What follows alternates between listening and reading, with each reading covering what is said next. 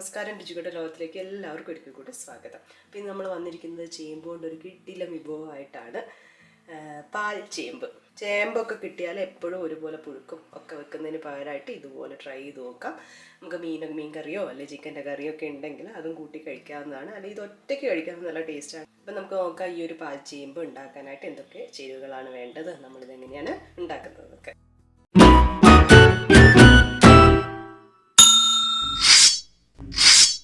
ഇതിനായിട്ട് ഇത്ര ആണ് നമ്മൾ ചേമ്പ് എടുത്തിരിക്കുന്നത്. ശരിക്കും പറഞ്ഞാൽ ഒരു വലിയ ചേമ്പ് എന്ന് പറയുന്നത്, പിന്നെ ചെറിയൊരു കഷ്ണം കൂടെ എടുത്തതാണ്. അപ്പം നമ്മൾ ആദ്യം ഇത് ക്ലീൻ ചെയ്തെടുക്കുകയാണ്. അപ്പം ചേമ്പ് ഇങ്ങനെ കട്ട് ചെയ്ത് വെച്ചിട്ടുണ്ട്. ഇനി നമ്മളിത് കുക്ക് ചെയ്തെടുക്കാൻ പോവാണ്. അപ്പോൾ കുക്ക് ചെയ്യുകയെന്ന് പറയുമ്പോൾ നല്ലപോലെ കുക്ക് ചെയ്യല്ല ചെയ്യുന്നത്, ഒന്ന് വെന്ത് വരിക എന്ന് പറയില്ല, ഒരു പകുതി വെന്ത് വരുന്ന പാകത്തിന്. അപ്പം ഞാനിപ്പോൾ കുക്കറിൽ വേവിച്ചെടുക്കുകയാണ്. നിങ്ങൾക്കല്ലാതെ വേവിച്ചെടുത്താലും മതി. അപ്പം നമുക്ക് എന്തായാലും ഇത് കുക്കറിലേക്ക് ഇട്ട് കൊടുക്കാം. ചേമ്പ് ഇതിലേക്ക് ഇട്ട് കൊടുക്കാം. ഇതിലേക്ക് കുറച്ച് വെള്ളം ഒഴിച്ചു കൊടുക്കുകയാണ്, വേവാൻ ആവശ്യമായിട്ടുള്ള വെള്ളം.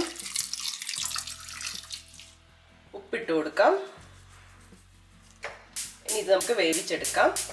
അപ്പം നമുക്ക് ഇത് അടച്ച് വെച്ചിട്ട് വേണമെങ്കിൽ വേവിച്ചെടുക്കാം. അങ്ങനെയാണെങ്കിൽ ഒരു വിസിലൊക്കെ മതി. നമുക്ക് വേവിക്കാം. സ്റ്റവ് വീണ്ടും ഓൺ ചെയ്യാം. ഇനി നമുക്ക് വേണ്ടത് തേങ്ങാപ്പാലാണ്. ഞാനിപ്പോൾ 2 കപ്പ് തേങ്ങാപ്പാൽ എടുത്ത് വെച്ചിട്ടുണ്ട്. ഒരു ചെറിയ തേങ്ങയുടെ ഒരു പകുതി പോർഷൻ എടുത്തിട്ട് അതിന്ന് തേങ്ങാപ്പാൽ എടുത്താണ്. 1-ാം പാലല്ല, നമ്മൾ വെള്ളം ചേർത്തിട്ട് മിക്സിയിലൊന്ന് അടിച്ചിട്ട് അങ്ങനെ പാകത്തിന് 2 കപ്പ് കിട്ടുന്ന അതുവരെ ആക്കിയെടുത്തതാണ്. നമുക്ക് ഈ തേങ്ങാപ്പാൽ ഇതിലേക്ക് ഒഴിച്ചു കൊടുക്കാം. ഇതൊരു മീഡിയം ഫ്ലെയിമിലിട്ട് ഇതൊന്ന് തിളച്ച് ഇങ്ങനെ വരണം. അപ്പോൾ ഇതിൽ കുറച്ചും കൂടെ ഒന്ന് വെന്ത് കഴിഞ്ഞിട്ട് നമുക്ക് കുറച്ചൊന്ന് ഉടച്ചു കൊടുക്കാം. ഈ സമയം നമ്മൾ ഇതിലേക്ക് പച്ചമുളക് ഇടുന്നുണ്ട്. ഞാൻ 3 പച്ചമുളകാണ് എടുത്താൽ ചെറുതായിട്ട് അരിഞ്ഞത് ഇട്ട് കൊടുക്കാം. കുറച്ച് കറിവേപ്പിലയും കൂടെ എടുത്തിട്ടുണ്ട്, അതും കൂടെ ഇടാം. ഇതിപ്പോൾ 1-ാം പാലിലല്ല നമ്മൾ വേവിക്കുന്നത്, അതുകൊണ്ട് തന്നെ പിരിഞ്ഞു പോകുന്നുള്ള പേടിയൊന്നും വേണ്ട. ഉപ്പ് നോക്കിയിട്ട് വേണമെങ്കിൽ ഉപ്പ് നമുക്ക് ഇട്ട് കൊടുക്കാം. ഞാൻ കുറച്ചൊന്ന് കുറുകി കഴിഞ്ഞിട്ട് നോക്കിയിട്ട് ഇട്ട് കൊടുക്കാൻ വിചാരിക്കുകയാണ്.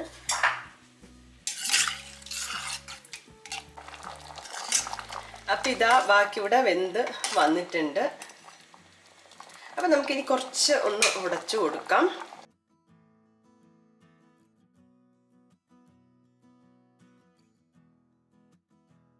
നമ്മൾ ഉടച്ചു കൊടുത്തിട്ടുണ്ട്. അപ്പം ഞാൻ ഉപ്പ് നോക്കിയപ്പോൾ കുറച്ച് കുറവാന്ന് തോന്നിയിട്ട് കുറച്ച് ഉപ്പും കൂടെ ഇട്ട് കൊടുത്തിട്ടുണ്ട്. അപ്പോൾ ഈ ഒരു പരുവാകുമ്പോൾ നമുക്ക് സ്റ്റവ് ഓഫ് ചെയ്യാം. കാരണം ഇത് കുറച്ചുകൂടി ഒന്ന് കുറുകും. അപ്പോൾ എന്തായാലും ഞാൻ സ്റ്റവ് ഓഫ് ചെയ്യാൻ പോവാണ്. ഇനി നമ്മളിതിലേക്ക് വറുത്തിടാണ്. അതിന് വേണ്ടിയിട്ട് നമ്മൾ ഒരു പാത്രം ചൂടാക്കി അതിലേക്ക് വെളിച്ചെണ്ണ തന്നെയാണ് ഒഴിച്ചു കൊടുക്കുന്നത്. വെളിച്ചെണ്ണ ഒഴിച്ചു കൊടുക്കാം. ചൂടായി വരുമ്പോൾ നമുക്കിതിലേക്ക് കടുക് ഇട്ട് കൊടുക്കാം. ഏതാണ്ട് 1 ടീസ്പൂണോളം കടുക് ഇട്ട് കൊടുത്തിട്ടുണ്ട്.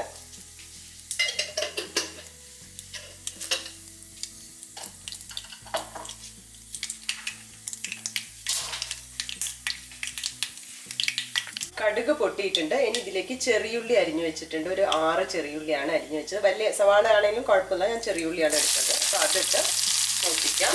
ഇതിൻ്റെ കൂടെ 2 വറ്റൽമുളകും കൂടെ ഇടുന്നുണ്ട്. കുറച്ച് കറിവേപ്പിലയും കൂടി ഇടാം. ഇതൊന്ന് മൂപ്പിച്ചെടുക്കാം. അപ്പോൾ ഇതാ ചെറിയുള്ളിയൊക്കെ നന്നായിട്ട് മൂത്ത് വന്നിട്ട് നമുക്ക് സ്റ്റവ് ഓഫ് ചെയ്യാം. ഇതെടുത്തിട്ട് ചേമ്പിലേക്ക് ഒഴിച്ചു കൊടുക്കാം. അങ്ങനെ നമ്മുടെ പാൽ ചേമ്പ് ഇവിടെ റെഡി ആയിട്ടുണ്ട്. പാൽ കപ്പ പോലെ തന്നെ നമുക്ക് മീനിൻ്റെ കൂടെ ആയാലും അല്ലെങ്കിൽ ചിക്കനോ മട്ടനോ ബീഫോ എന്തിൻ്റെ കൂടെ ആയാലും കഴിക്കാവുന്നതാണ്. എളുപ്പത്തിൽ ഉണ്ടാക്കിയെടുക്കാം. എല്ലാവരും ട്രൈ ചെയ്ത് നോക്കണം. ട്രൈ ചെയ്ത് നോക്കി നിങ്ങളുടെ അഭിപ്രായങ്ങളൊക്കെ അറിയിക്കുക. പുതിയൊരു വീഡിയോ കാണുന്നവരെ ബൈ.